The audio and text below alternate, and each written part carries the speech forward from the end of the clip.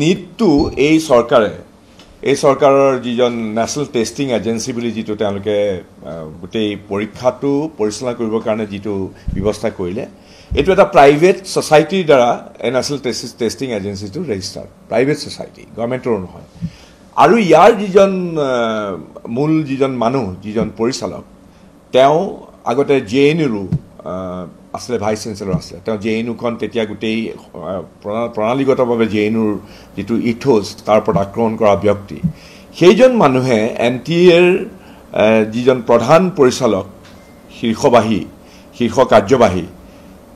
তেওঁৰ দিনতে এই নীট পৰীক্ষাটো হৈছে আৰু আমি চবেই জানো যে ভাৰতবৰ্ষৰ চুকে কোণে কোটি কোটি আমাৰ উঠি অহা নতুন প্ৰজন্মৰ ল'ৰা ছোৱালীয়ে পৰীক্ষা দিয়ে বহুত আশা বহুত কষ্ট কৰি গোটেই বছৰ এবছৰ দুবছৰ পঢ়া শুনা কৰি অধ্যয়ন কৰি তেওঁলোকে নীটৰ পৰীক্ষাত অংশগ্ৰহণ কৰে যাতে তেওঁলোকে এখন ভাল আসন পায় যাতে তেওঁলোকে মেডিকেলৰ যাতে বেলেগ বেলেগ দেশৰ আটাইতকৈ উৎকৃষ্ট শিক্ষানুষ্ঠানত যাতে এডমিশ্যন পায় এতিয়া এই নীটৰ পৰীক্ষাত চাৰিওফালৰ পৰা ওলাইছে কেনেকৈ দুৰ্নীতি হৈছে কেনেকৈ লিক হৈছে প্ৰশ্ন পেপাৰ আৰু এই চৰকাৰৰ যিটো NTA বুলি অৰ্গেনাইজেশ্যন নেশ্যনেল টেষ্টিং এজেঞ্চি তেওঁ চৰকাৰৰ এজন আশীৰ্বাদপ্ৰাপ্ত লোক সেইটো সকলোৱে জানে আৰু তেওঁৰ নেতৃত্বত যি অবাধ দুৰ্নীতি হৈছে এই দুৰ্নীতিৰ বিৰুদ্ধে আৰু উঠি অহা ল'ৰা ছোৱালীৰ তেওঁলোকে যে এই চৰকাৰে এনেকুৱা ধৰণৰ কুব্যৱস্থাৰ দ্বাৰা কুপৰিচালনাৰ দ্বাৰা তেওঁলোকে যে মূৰ খাইছে তাৰ প্ৰতিবাদত কংগ্ৰেছ দলে তীব্ৰ প্ৰতিবাদ কৰাই নহয় যে এই গোটেই পৰীক্ষাটোত যিটো দুৰ্নীতি হৈছে চাৰিওফালৰ পৰা পেপাৰ লিক কৰিছে পইচাৰ বিনিময়ত সেইকাৰণে আমি ইতিমধ্যে আমি আমাৰ পাৰ্লিমেণ্টতো আমি দাবী জনাইছোঁ যে এই যিটো পৰীক্ষা পাতিলে তাৰ ৰিজাল্টটো দিছিলে তেওঁলোকে যিটো আহুৱাপূৰ্ণ ৰিজাল্ট নীট পৰীক্ষাত অবিলম্বে সেইটো বাতিল কৰি পেলাই নতুনকৈ অতি কম সময়ৰ ভিতৰতে যাতে নীট পৰীক্ষা সুচাৰুৰূপে যাতে আকৌ পতা হয় যাতে সকলোৱে এটা সুবিচাৰ পায় উঠি অহা ল'ৰা ছোৱালীয়ে কিন্তু আমি এইটো কথাই কৈছোঁ এই পৰীক্ষা অতি সোনকালে পাতিব লাগিব যাতে ল'ৰা ছোৱালীবিলাকৰ যাতে এটা বছৰ অবাবতে নষ্ট নহয় এইটো আমাৰ ডিমাণ্ড নহয় প্ৰতিক্ৰিয়া মানে এইটো এটা বৰ সাংঘাতিক কথা হ'বলৈ গৈছে যেতিয়াই নিৰ্বাচনৰ ফলাফল ওলালে সকলোৱে জানে যে মই তাত এটা বিপুল ভোটত মই জয়ী হৈছোঁ নগাঁৱৰ পৰা বা অন্য দিছে সেই ভোটত তেওঁলোকে বাছি বিজেপি দলে এতিয়া অসমৰ যিখন চৰকাৰ বাছি কোনবিলাকে বিজেপি দলৰ প্ৰাৰ্থীক ভোট দিয়া নাই সেইটো বাছি সেই মানুহবিলাকৰ ওপৰত অতি প্ৰণালীগতভাৱে তেওঁলোকে আক্ৰমণ চলাইছে মোৰ নগাঁও লোকসভা সমষ্টিত যোৱা এই পষেকটোৰ ভিতৰতে একচুৱেলি যোৱা সপ্তাহৰ ভিতৰতে কেইবাটাও ঘটনা একাদিক্ৰমে হৈছে প্ৰথম কথা হ'ল যোৱা 22 জুন তাৰিখে আমাৰ লাওখোৱা যিখন অভয়াৰণ্য আছে তাৰ সমীপত তাৰ কিছুমান গাঁও আছে মুছলমান প্ৰধান গাঁও আছে সেই গাঁৱৰ দুজন ভাই ককাইক এই ফৰেষ্ট বিভাগৰ মানুহে লাওখোৱা অভয়াৰণ্যৰ ভিতৰত নহয় চুটিৰ পাৰ যিটো মথাউৰিৰ ওপৰত অতি শীতল মস্তিষ্কৰে সৈতে গুলিয়াই হত্যা কৰিছে দুজন ভাতৃক তেওঁলোকৰ অপৰাধ হ'ল তেওঁলোক মুছলমান সম্প্ৰদায়ৰ আৰু তেওঁলোকৰ ওপৰত অভিযোগ দাঙি ধৰিছে যে তেওঁলোকে বোলে চুৰকৈ যদি মাছ মাৰিবলৈ গৈছিলে এই অভয়াৰণ্যৰ ভিতৰত মাছ মাৰিবলৈ যোৱাটো স্বাভাৱিকতে ৱাইল্ড লাইফ চেংচুৰীত তেনেধৰণে অনাধিকাৰ প্ৰৱেশ কোনেও কৰিব নোৱাৰে কিন্তু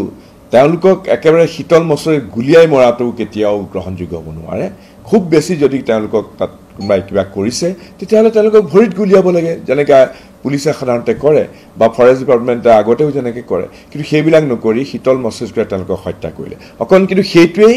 একমাত্ৰ ঘটনা নহয় ইয়াৰ পিছত একাদিক্ৰমে কেইবাটাও ঘটনা হ'বলৈ আৰম্ভ কৰিছে 22 তাৰিখৰ পিছত 24 তাৰিখে মোৰ সমষ্টিৰ অন্তৰ্গত জাগিৰোডত আমাৰ মন্ত্ৰী পীযুষ হাজৰিকাৰ নিজা সমষ্টি তাত মুছলমান প্ৰধান এটা এলেকা আছে জাগিৰোডত সেইটো শিলভাংগা বুলি কয় শিলভাংগাত মানুহখিনিৰ ওপৰত দানৱীয় উল্লাসৰ সৈতে ডিষ্ট্ৰিক্ট এডমিনিষ্ট্ৰেশ্যনে যোৱা 24 জুনৰ দিনাখন তেওঁলোকৰ ঘৰ তৰ গোটেইবিলাক ভাঙি তেওঁলোকক তাৰ পৰা উচ্ছেদ কৰিলে তেওঁলোকে যদি সঁচাকৈ ইলিগেলি যদি তাত আছে এটা কথা মনত ৰাখিব লাগিব যে এই মানুহখিনি সকলো গৰাখহনীয়াত আক্ৰান্ত তেওঁলোক অসমৰ মানুহ ভাৰতীয় নাগৰিক তেওঁলোকে একোজন অসমীয়া লোক এই লোকসকলক তেওঁলোকে যেহেতু তেওঁলোকৰ ঘৰ বাৰী সবেই ব্ৰহ্মপুত্ৰ গৰাখহনীয়া তেওঁলোকক সৰ্বাচন্ত কৰিছিলে তেওঁলোকে আহি পেলাই ইয়াত বহু বছৰৰ পৰা তেওঁলোকে তাত আছে কিন্তু তেওঁলোকে যদি কোনোবাই যদি সঁচাকৈ ইলিগেলি তাত আছে তেতিয়াহ'লে চৰকাৰে এই তেওঁলোকক উচ্ছেদ এনেকৈ অমানৱীয়ভাৱে উচ্ছেদ কৰাৰ আগতে তেওঁলোকক এটা বিকল্প পুনৰ সংস্থাপনৰ ব্যৱস্থা কৰিব লাগিব আৰু সেইকাৰণে মই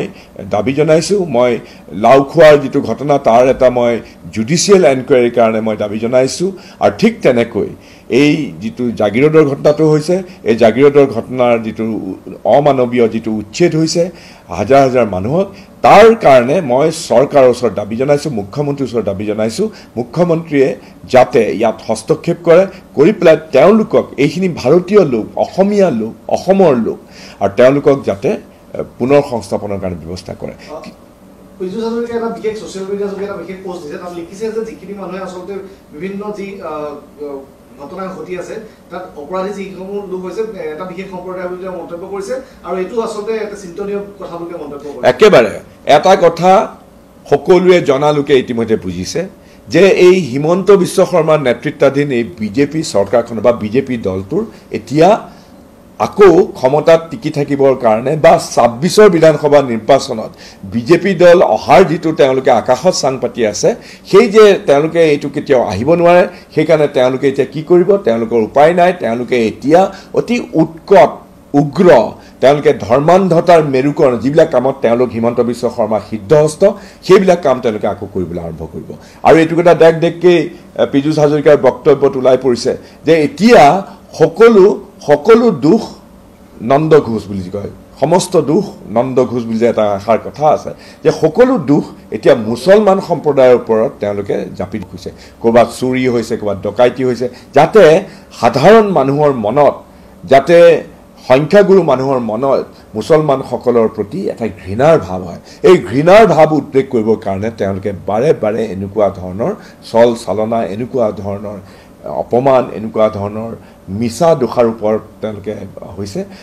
এটা কথা ঠিক যে অপৰাধীৰ কোনো জাত নাই অপৰাধীৰ কোনো ধৰ্ম নাই যদি কোনোবা অপৰাধী সঁচাকৈ কৰিছে চৰকাৰী নিয়ম মতে আইনগতভাৱে সেইবিলাকৰ ওপৰত ব্যৱস্থা লওক কিন্তু বাৰে বাৰে এনেধৰণে আমাৰ অসমৰ মুছলমানসকলক তেওঁলোকে যি ধৰণে আক্ৰমণ কৰিছে নিৰ্বাচনৰ আগতেও কৰিছিলে এতিয়া নিৰ্বাচনৰ ফলাফলৰ পিছত তেওঁলোকে অতি প্ৰণালীগতভাৱে মুছলমানসকলক টাৰ্গেট কৰি লৈছে আৰু মুছলমানসকলৰ এই লৈ পেলাই তেওঁলোকে দুখন দুনিয়া সৃষ্টি কৰা অসমত এতিয়া মুছলমানসকলক তেওঁলোকে পাঞ্চিং বেগ হিচাপে ব্যৱহাৰ কৰি প্ৰণালীগতভাৱে তেওঁলোকৰ ওপৰত এনেধৰণে আক্ৰমণ কৰিছে ইয়াৰ আমি প্ৰতিবাদ কৰাই নহয় ইয়াক আমি প্ৰতিহত কৰিম যে আমি সকলো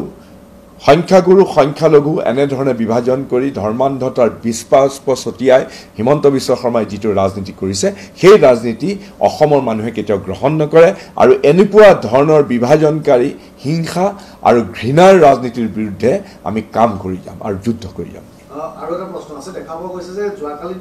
অসমৰ মুখ্যমন্ত্ৰী হিমন্ত বিশ্ব শৰ্মাই এটা মন্তব্য কৰিছে সংবাদমেলত কৈছে যে যি আচলতে এপিএছচি কেলেংকাৰী আয়োগ নিযুক্ত আছিল তেওঁ আঁতৰাই দিয়াটো কৈছে আদালতক আচলতে মুকলিকে সমালোচনা কৰিছে আদালতে এখতিয়াৰৰ বাহিৰত গৈ কাম কৰিছে বুলি আদালতক তেওঁ মন্তব্য কৰিছে আৰু এপিএছচি কেলেংকাৰীটো তেনেকুৱাও বিষয় হৈছে যে কিছুমানৰ কাৰণে তদন্ত হৈছে বা আহিছে আৰু কিছুমানক কিন্তু এতিয়াও সেই তেওঁলোকে তদন্তৰ আওতালৈ অনা নাই বা নিলম্বন বা তেনেধৰণৰ কোনো ব্যৱস্থা কিন্তু আদালতক সমালোচনা কৰাৰ বিষয়ে আমি কেনেদৰে একেবাৰে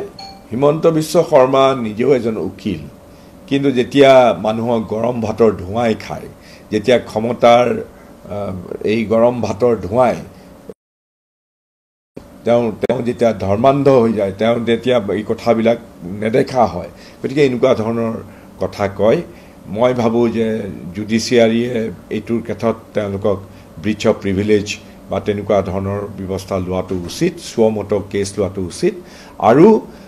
তেওঁলোকৰ এই চৰকাৰখনৰ গোটেই কাম কাজত এইটো সদায় বিদ্যমান যে খেনুক দেখি ৰান্ধে বাঢ়ে খেনুক দেখি দুৱাৰ বান্ধে এনেধৰণে তেওঁলোকে যিটো টাৰ্গেট কৰি লৈ কিছু লোকৰ ওপৰত ব্যৱস্থা লয় কিছু লোকৰ ওপৰত নকৰে সমস্ত দুৰ্নীতিপৰীয়ান ২ নম্বৰ কাম কৰা মানুহবিলাকেই এতিয়া বিজেপি দলত সোমাই পেলাই বিজেপি দলত সোমাই এতিয়া ৱাশ্বিং মেচিনত সোমাই পেলাই তেওঁলোক একেবাৰে নিৰ্মল হৈ গৈছে সেয়াটো আমাৰ হিমন্ত বিশ্ব শৰ্মাৰ ক্ষেত্ৰতে প্ৰযোজ্য গতিকে এইবিলাকৰ বিৰুদ্ধে আমি কাম কৰি যাম যুদ্ধ কৰি যাম আৰু ৰাইজেও তেওঁলোকক এইবাৰ এনেধৰণৰ কাম কাজত কেতিয়াও সহযোগ নকৰে বুলি মোৰ দৃঢ় বিশ্বাস চৰকাৰে যিখিনি নিজৰ দায়িত্ব সেই দায়িত্ব পালন কৰাটো যুগুত আৰু প্ৰত্যেকজন নাগৰিকে জনজীৱনত প্ৰত্যেকে সেইটো সমৰ্থন কৰিব কিন্তু তেওঁলোকে ভোট পোৱাৰ কাৰণে বা প্ৰতিহিংসামূলক মনোভাৱেৰে সৈতে তেওঁলোকে কিছুমান কাম কৰিবলৈ ওলাইছে